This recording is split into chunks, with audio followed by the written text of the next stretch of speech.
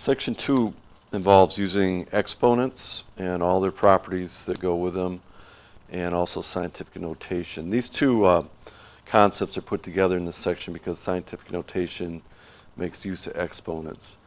In particular, you need to spend time with the properties of exponents, and those are on the first several pages of the section, page 19, page 20, page 21. Some basic things in algebra you need to have down before we move forward.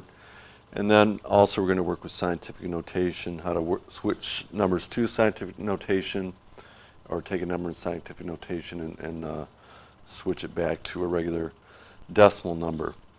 To start with, we're going to use some of our properties of exponents to simplify expressions. Here's the first checkpoint, 1. And you can see we have an expression inside parentheses raised to the 4th power. We have some different bases. X is a base, Y is a base. First of all, we should try to remove the parentheses, and we can make use of the power rule to apply this 4 to each term inside here. So I would start by rewriting this as 2 to the 4th, applying that to the 2, x cubed to the 4th, apply it to that term, and then also apply it to the y to the 6th term. So that would be a first step. Now, 2 to the 4th, that's 2 times 2 times 2 times 2. That's going to be 16. So we can write it like this. X cubed to the 4th. If you take x cubed raised to the 4th power, you'll have x cubed times x cubed times x cubed times x cubed. Or using the product rule, we can write that as x to the 12th. And then do a similar thing with this y to the 6th. That's raised to the 4th power. That'll be y to the 6 times 4, or y to the 24th power.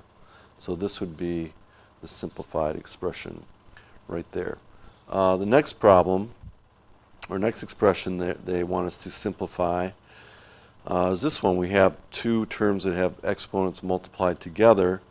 Again, we'd like to remove the parentheses.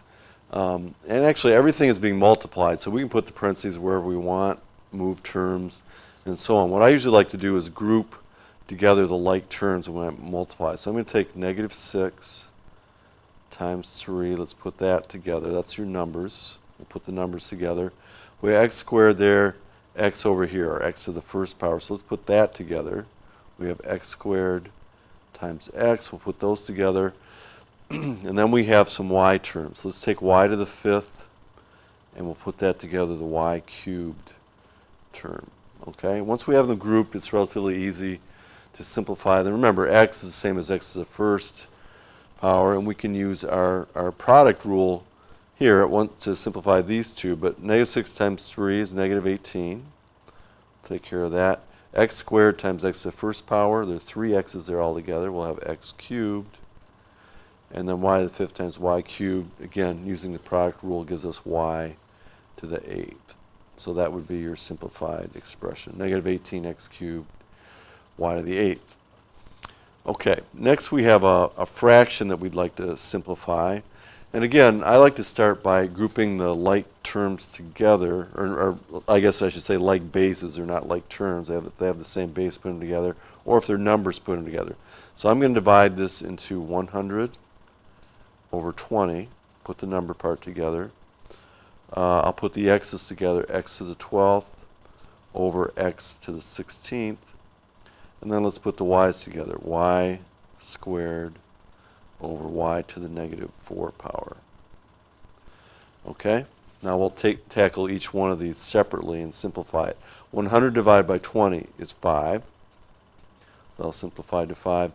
X to the 12th or x to the 16th. We can use our quotient property, actually, yes, the quotient rule to simplify that. So we can, this is the same as x to the 12th minus 16. This will be x squared minus negative 4, using that same property.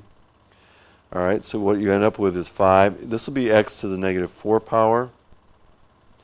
And then we have y to the 2 minus negative 4, which would be y to the 6th.